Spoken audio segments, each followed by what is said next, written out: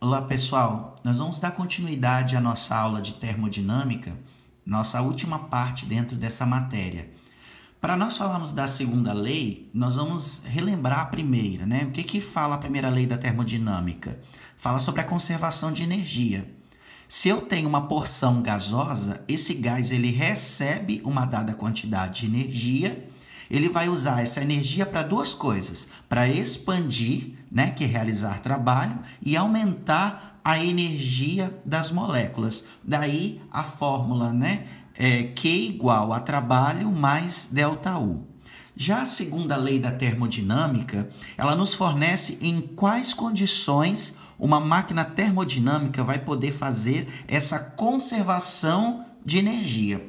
De acordo com Planck, ele fala assim: é impossível construir um motor térmico que trabalha em ciclos com rendimento de 100%, né? Ou seja, ele fala que é impossível construir uma máquina térmica que esteja pegando energia da fonte quente e vai converter em 100% dessa energia em trabalho e não jogue nada para a fonte fria, né? Uma vez que essa máquina ela esteja trabalhando em ciclos.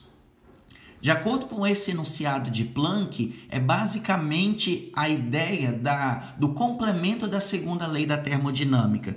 Existe também o enunciado, né, por aí de outros físicos, engenheiros, igual, por exemplo, de Clausius, né, que ele fala que a energia ela não vai espontaneamente de um corpo mais frio para um mais quente, né? Ele precisa gastar energia, que nesse caso são os refrigeradores, essas máquinas térmicas, né? Então, o trabalho realizado pela máquina térmica é igual à diferença entre o calor recebido e o calor rejeitado. Trabalho é igual a Q1 menos Q2. O Q1 é da fonte quente e o Q2 é da fonte fria, tá? Nós vamos trabalhar com 1 e 2, né? Alguns livros trazem quantidade de calor da fonte quente, quantidade de calor da fonte fria, ou simplesmente Q1 e Q2 mesmo. Então, a ideia é simples. O trabalho nada mais é do que pegar a quantidade de calor, né, recebido, menos a quantidade de calor rejeitado. Então, se eu fizer essa diferença, eu encontro o trabalho realizado por aquela máquina térmica. E em relação ao rendimento ou à eficiência da máquina, a eficiência ou rendimento que nós falamos dentro da física é representado por essa letra grega, né? Que é o eta, ou algumas pessoas falam eta. Nada mais é do que o trabalho dividido pelo o calor recebido, né? Ou a quantidade de calor da fonte quente. Se eu pegar o trabalho realizado e dividir, eu tenho o rendimento dessa máquina. Lembrando que o rendimento ele é dado em porcentagem, né? O rendimento ele é dado em porcentagem. Nessa divisão, como o trabalho, né, de uma máquina nós vimos que não é 100%, nessa divisão nós vamos encontrar sempre um valor decimal. Então, esse valor decimal nós vamos multiplicar por 100 e mostrar qual é o rendimento dessa máquina térmica. Lembrando que, quando eu falo sobre a fórmula, né, da gente trabalhar o rendimento, existe essa e existe a outra simplificada ou mais trabalhada, que na verdade é a substituição do trabalho. O trabalho, ele nada mais é do que o Q1 menos o Q2 que nós vimos. Então, se eu pegar na fórmula e substituir o trabalho por Q1 menos Q2, vai ficar sobre Q1, tudo sobre Q1. E isso vai fazer com que o rendimento seja Q1, né, dividido por Q1 vai dar 1, menos Q2 dividido por Q1 eu vou repetir, ok? Então, alguns momentos vocês vão ter o trabalho, o valor do trabalho e o valor do calor da fonte quente. Em outros momentos, vocês vão ter, né, os dois valores calóricos. Então, vocês podem trabalhar com rendimento nas máquinas térmicas, tanto usando essa fórmula, como usando essa outra fórmula aqui, ok? E a parte principal dentro do nosso estudo, dentro da nossa termodinâmica, né, que é o ciclo de Carnot.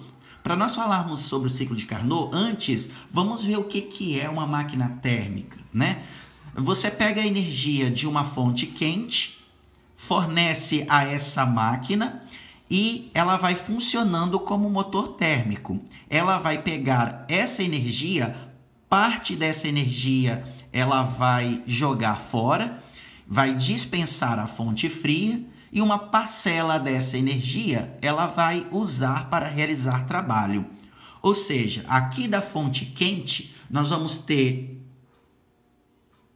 a quantidade de calor da fonte quente, né? Ou seja, aqui também nós vamos ter a temperatura da fonte quente. Aqui vai estar uma temperatura. Então, aqui vai sair uma quantidade de calor e essa quantidade de calor da fonte quente vai ser realizada para duas coisas dentro da máquina térmica, né?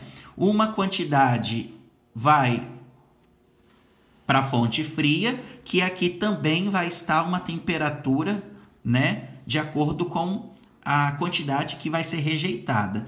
E uma parcela dessa energia, ela vai usar para realizar trabalho. Isso aqui é um ciclo que acontece mesmo dentro das máquinas térmicas. Toda máquina térmica ela funciona dessa forma. Ela retira, né, da fonte quente uma quantidade de calor, rejeita uma e uma parcela ela realiza trabalho, ok?